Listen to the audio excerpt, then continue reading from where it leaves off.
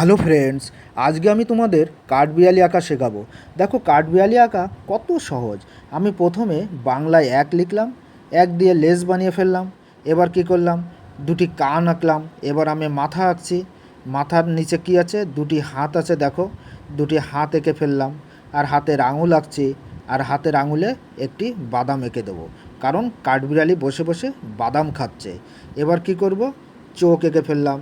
এবার কাঠবিড়ালির পিঠে যে দাগগুলো থাকে সে দাগগুলো বানিয়ে দিলাম। এবার পিছনের যে দুটি পা থাকে, পা দুটি এঁকে ফেললাম। আর লেজে হালকা হালকা দাগ দিয়ে দিলাম, কারণ কাঠবিড়ালির লেজগুলি একটি ফোলানো ফোলানো থাকে।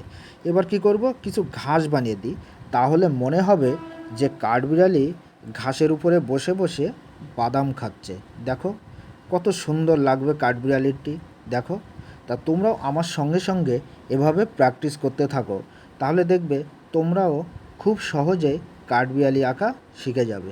দেখো আমার কাঠবিড়ালি আঁকা কমপ্লিট। তো দেখো কত সুন্দর লাগছে যে কাঠবিড়ালি একটি মাঠের মধ্যে বসে কি করছে, বাদাম খাচ্ছে।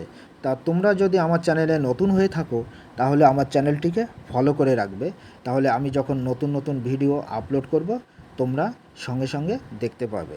Thank you.